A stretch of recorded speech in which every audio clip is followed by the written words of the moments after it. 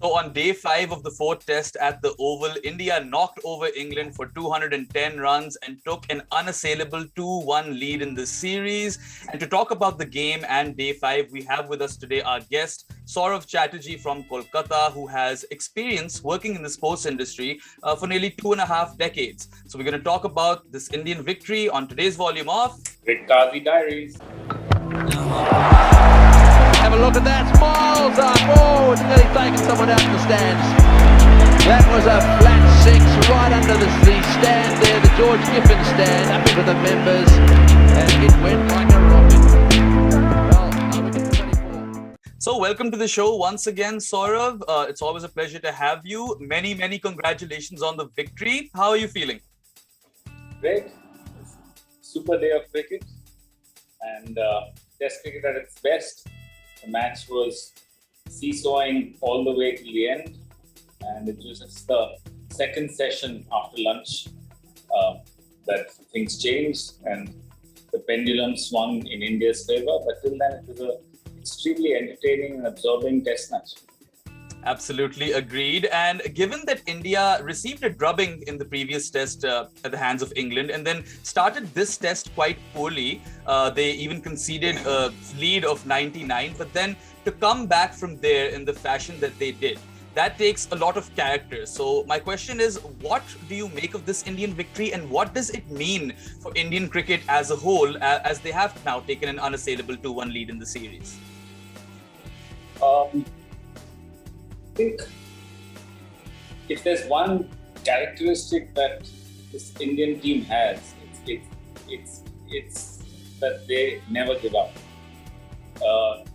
They always jump straight back at you and their backs are against the wall. So it's these street fighting instincts which have taken Indian cricket to where it is right now.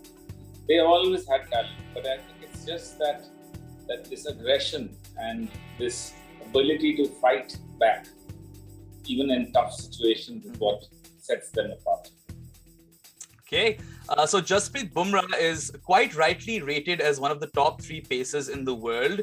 His 6-over spell after lunch proved exactly that. He got the ball to reverse and he bowled those absolutely unplayable Yorkers to dismiss Ollie Pope and Johnny Bairstow. So what do you make of this performance by Jasprit Bumrah and what do you make of him as a bowler in general? Where do you think by the end of his career he'll rank as amongst India's greatest fast bowlers? When he first started playing the IPL, he and all us friends used to get together and watch the IPL on evenings. And we were always fascinated by this character, this little awkward, strange fellow coming in and bowling. But he's an outstanding talent and he's a natural. I mean, he's got a strange run-up. There's nothing fast bowlerish about his run-up. He's not, he doesn't have the aggression of a fast bowler, apart from the Lord's Test and somewhat in this test. Never seen him. But he's just a fantastic bowler and his record speaks for itself. Incidentally, he's the fastest to 100 wickets among Indian fast bowlers, pace bowlers. Mm-hmm. And he just broke the record of Kapil Dev, who's always been a iconic pace bowler who changed things for bowlers in our country. So there's obviously something about this boy. And as long as he keeps himself fit and healthy and stays focused and the sky's the limit. He's got a great future ahead of him. And the fact that, he's still rather young at Test cricket, but still he's the leader of that attack and the responsibility he shoulders and the way he brings out of his aggression, it's very controlled, but you see the fire in his belly. You see the aggression in his eyes. And that's something you, honestly, as a cricket fan, you love to watch. Yeah, absolutely. He's amazing. And like you said, those 2 Yorkers out of nowhere. I mean, that pitch was playing dead and till that run out, I think the run out was the turning point of the match. Because till then, you were just watching and saying, what are we going to do to get a wicket? I mean, no one looked like they were going to do something. And after that, he comes up with a spell like that. Remove 2. Pope had a great first innings. Bairstow is one of their best batsmen. Fantastic. Yep, agreed. And also, you brought that up. That wickets weren't coming at regular intervals before that run out. I do agree that was a turning point. And run outs are quite inexcusable in Test cricket. And plus, it was David Malan's wicket as well.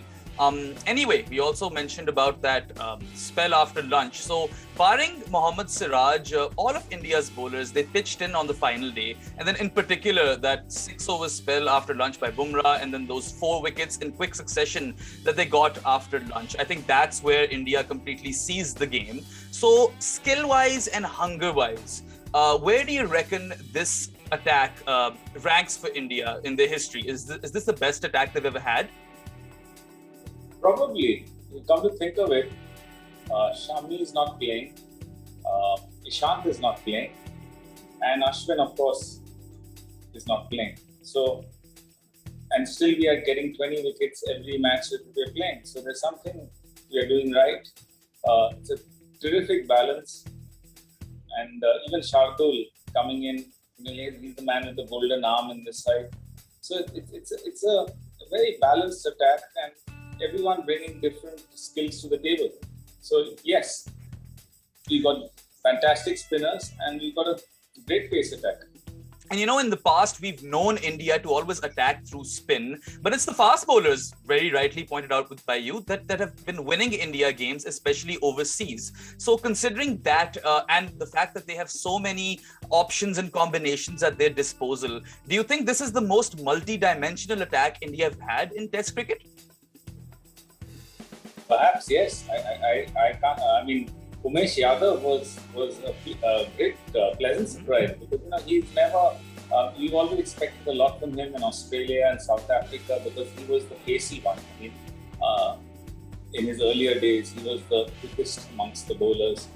But he got that ball that he got root with in the first innings was a fantastic delivery. So yes, this is the fact that he came into the side and got as many wickets as he did, that too at crucial times. I mean, you might not have noticed, but he picked up the last 3 wickets of the match. And fantastic. Everyone is bringing some skill to the table. You can sit out the best spinner in the world and still win matches. It says something on the side. Yeah, and Umesh Yadav, he's had a very topsy-turvy career. He's been around for a decade, but we haven't quite seen him feature this regularly. It was only his second Test match, I think, in England. And to respond the way he did, I mean, that was probably the bowl of the series so far, to dismiss Joe Root. And then, 6 wickets in the game, albeit a bit on the expensive side, but that doesn't matter when you're getting wickets. But I want to come on next to Shardul Thakur, who was a standout performer for India in this game. He scored vital half centuries in both innings. And then he also took 3 wickets, including the wicket of Joe Root today. And he's gotten him on multiple occasions in this series already. And then Rory Burns, which was the first wicket of the day, a very important one, which India needed in order to open the floodgates. So given this performance, how do you rate Shardul Thakur as an all-rounder and a Test cricketer overall? Hey, let's be completely honest. I mean, as an all-rounder, we have someone like Hardik Pandya, who's athletic, who's very talented, one of the best strikers of the ball. He bowls at a decent pace. So, if he was fit, maybe Shardul wouldn't have got a look in. But Shardul, is all heart. He gives it all. He overperforms every time. He's the man with the golden arm. He bats with a lot of heart. In that knock, I disagreed with the choice of man of the match. For me, he was the man of the match because if he didn't get that half century in the first innings, he would have been, say, 120 or 140 all out. And if England got, say, 300 plus, they would have been a lead of almost 200. Psychologically, that really, it was just a lead of 99. So once the openers gave us some kind of a good start, we were back in the game. And he picked up Root's. He got Root in both innings. He got crucial wickets, like you rightly pointed out about Burns' wicket at a time when no one looked like getting a wicket. And a great opening partnership was on its way. So yeah, he's fantastic. But in the long run, how often will he play in the Indian side? Not sure how, because he doesn't have one overpowering skill set. Mm-hmm. He's certainly overperforming as a batsman. I don't think he's got so many runs in first-class cricket, but he's batting with a lot of confidence and ability. So it'll be great to have him in the squad, but how often is he going to play really depends on their horses for courses policy. Yep. Indian wickets, maybe, because you just want someone to roll his arm over and on a spring-friendly wickets, maybe he could be the guy to open the bowling with, say, Bumrah or Shami, and then hand it over to the spinners. Perhaps he could. So he'll have a role, but he will always be a supporting artist. And I think he accepts that, and he enjoys the fact that he can still contribute in a big way. Fair enough. And the hallmark of his performance was the confidence he batted with. Then the flair. I saw a bit of that Caribbean flair in his batting, and he played so well with a straight bat, and I think that was the key, or is the key generally in England. Anyway, moving on, Rohit Sharma produced a century for the ages in India's second innings when his team needed it most, and finally he got his first overseas 100 in Test cricket. Also, sort of every time Rohit Sharma has batted in the series, whether he's got runs or not, he's always batted time. He's always evaded that or seen off that new ball. And I think his evolution as a Test opener, it's been very noticeable. And now I feel like he's at the peak of his powers. So is there a better opener out there in world cricket than prime Rohit Sharma? And what are your comments about his transformation and performance in general? Is there a better opener? I don't think so at the moment. We've seen a lot of great openers all retire more or less at the same time. Matty Hayden, Alistair Cook, Virendra Sehwag, all. So he's at the time when there are a lot of openers with very little experience. So he's definitely the best opener in the world right now. As far as ability is concerned, it was never in doubt in the minds of so many people. In fact, when Sachin Tendulkar was asked many years ago who he thought would break his records, he said 2 people in this room are capable of doing it, and he pointed out to Virat Kohli and Rohit Sharma. So Rohit has so much time to play. So he sees the ball, a fraction of a second before anyone else. So he's a class act, and it's just great to see him deliver on all his talent. He was always considered the great underperformer. So it's great to see him and enjoying this new role and succeeding at it. Yeah, and he was talking about how his aim for the series was to at least play 100 balls in every innings. And I think he's quite achieved that. And that's the main criticism that came with Rohit Sharma, right? That he would be out in a jiffy or he just can't bat long innings. But he's shown us exactly that in this series, that how much he's worked on his game, and he's occupied the crease for long periods. And I think that really puts him on a new level now, at least in my eyes, as a Test cricketer. Absolutely. It's the ability to play that long innings, and whenever he gets 100, he gets daddy hundreds. He doesn't get 103 or 105. When he's in, he cashes it.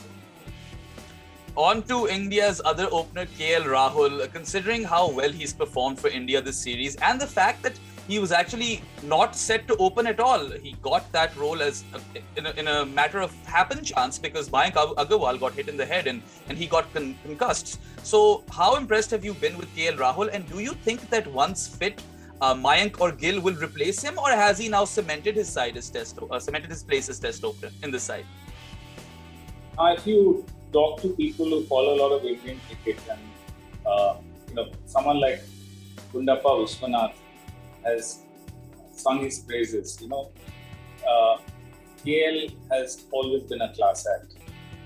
Every batsman goes through a bad lean spell. In his first 15 or 20 innings, he had something like 10 50s. And the criticism of him then was that he could not convert them into hundreds. he's, in my opinion, along with Virat and Rohit, he's a player for a world-class player for all formats. So he was an opener. Because of the balance of the side, because he wasn't being able to cement his place as an opener, he dropped into the middle order. But I think he's done all that was needed to be done to cement his place as an opener once again. Surely. And, you brought up Shubman Gill. I think Shubman Gill is the man for the future, but he's also not an opener. He's a middle order guy. And when you have Rahane and Pujara, two stalwarts who've done so much for Indian cricket at the fag end of their careers, you have a perfect replacement in someone like Shubman Gill, who's young and exciting.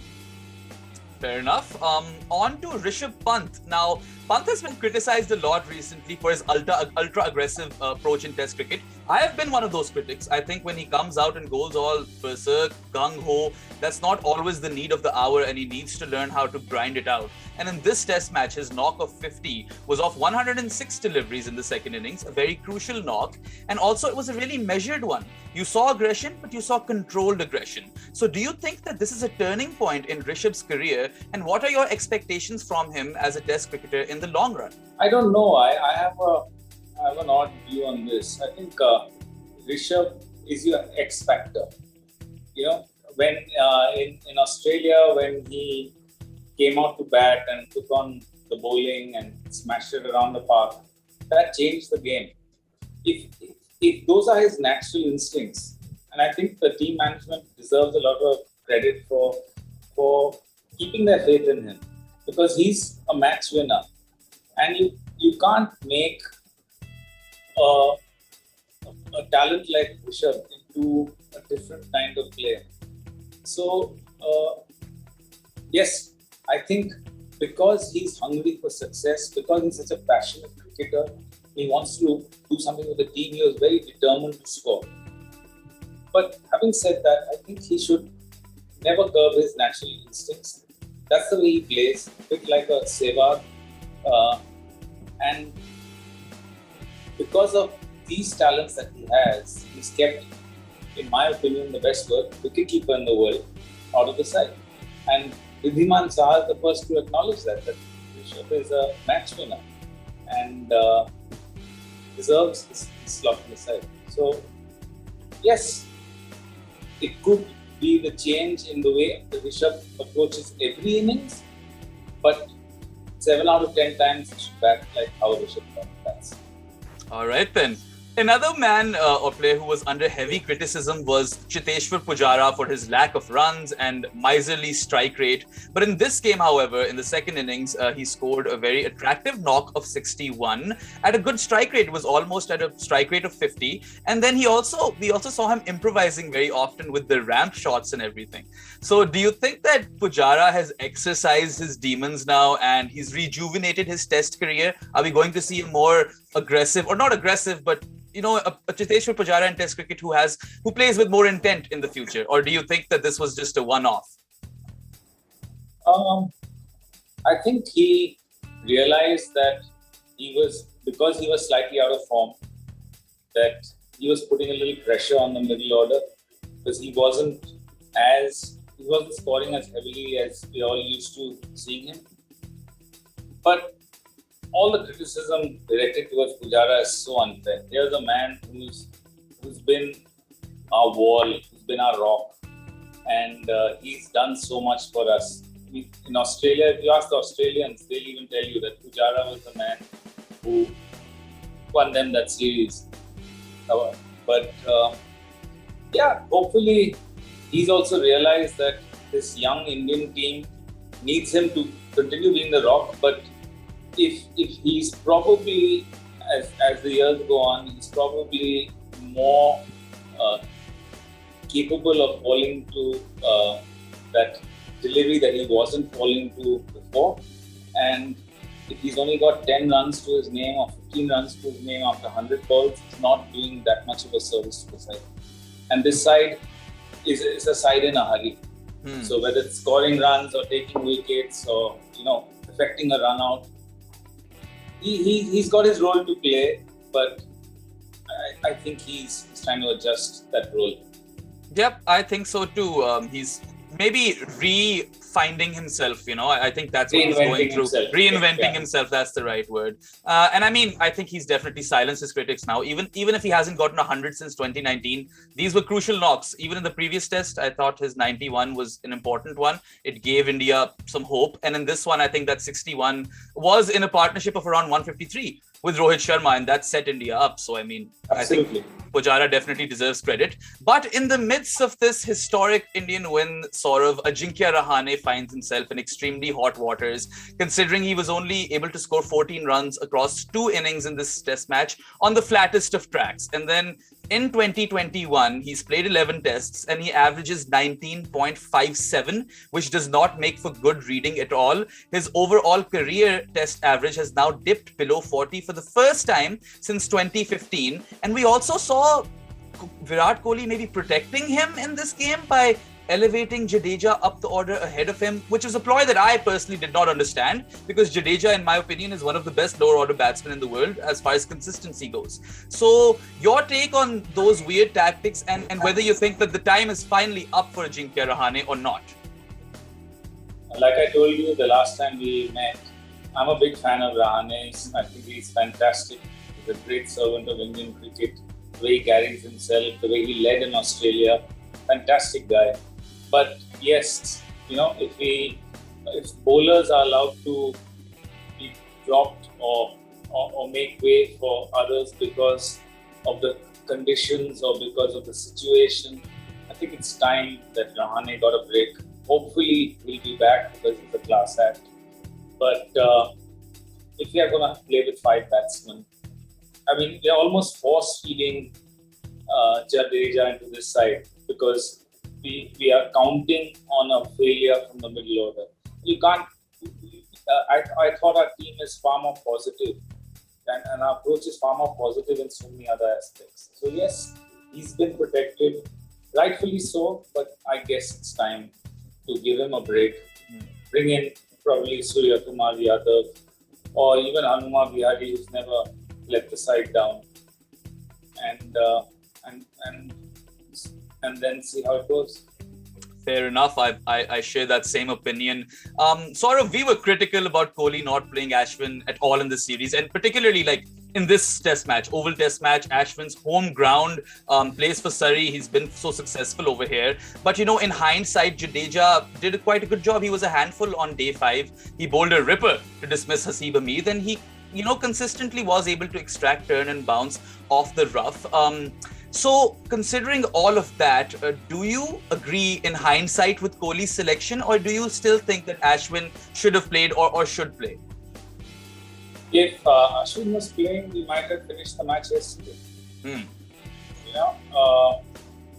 Like Moeen Ali, you saw how he was turning the ball at Lords over here as well. Ashwin is a class act. Jadeja wasn't bowling well yesterday. That's probably one of the reasons both openers were not out overnight.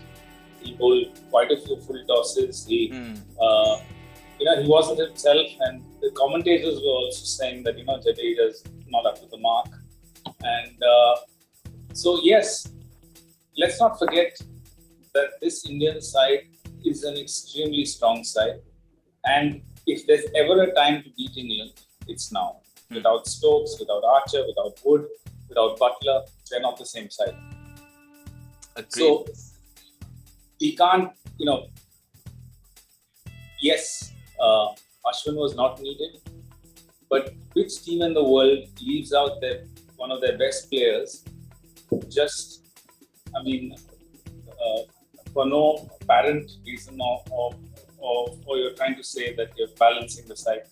That doesn't make sense still. Yes, we won. Yes, it was a great victory. But Ashwin should have been playing. He deserves to play. He's got God knows how many wickets for India.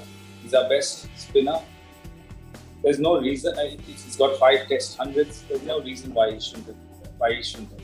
413 test wickets. Yeah. Quite a high tally. There's no reason why he shouldn't be playing.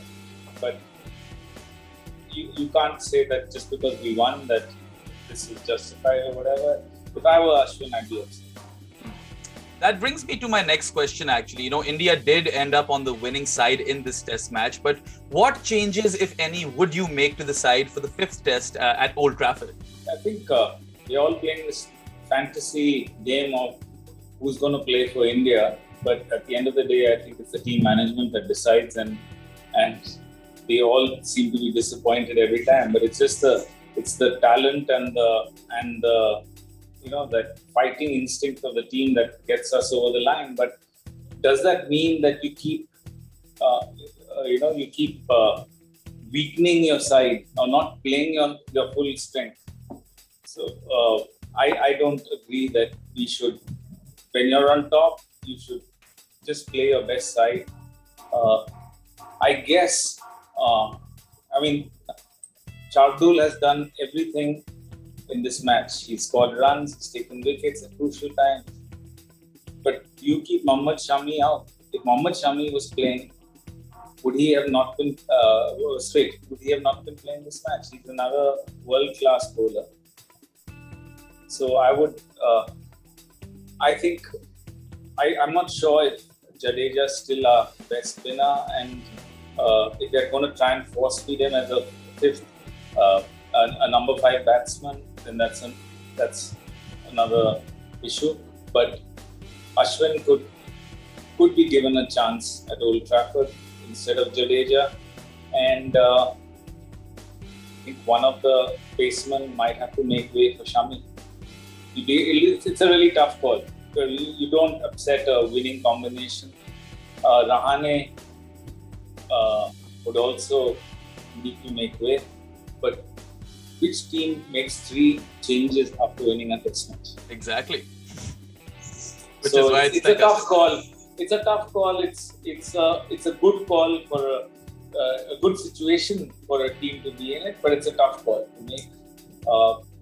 Someone's going to be disappointed, and let's see what happens. You can never tell with this Indian team management and their think tank, but fortunately, they have the skills and the fighting spirit to get us over the line every time. I personally think Rahane definitely has to make way for either Vihari or Surya Kumar. I was thinking, Siraj, even though he's been impressive in the series, he had an off game. And I don't know if you can drop Umesh Yadav now, right? After that performance, he definitely deserves the next game. So I would say maybe go with Yadav, Shami, Bumrah, and then play Shardul, and maybe give Jadeja a break, try Ravichandran Ashwin. That's just, of course, I'm just thinking out loud over here. Indian team management would obviously know better than me. I agree with you. I think it would be really wrong to drop Shardul after this performance. Jadeja could take a break just for a change. If they're bolstering the batting, if it's Shardul batting the way he is, Ashwin's not a mug. Exactly. It's not like Ashwin's a mug, but he's certainly the better and more versatile spinner. And I don't agree that Jadeja had a good game with the ball. Yes, he bowled that one ball to Hamid, but apart from that, it never looked like he was really going to get a bag full of wickets. It was Bumrah's spell that really changed the game for us today. So Ashwin for me should play. Rahane certainly deserves a change over there. So who they're going to bring in? Yeah, and Shardul should keep his slot as should Umesh. So maybe, and judging by the way most Test cricket sides play it nowadays, he needs a rest. So maybe Siraj needs a rest, and you bring Shami back in.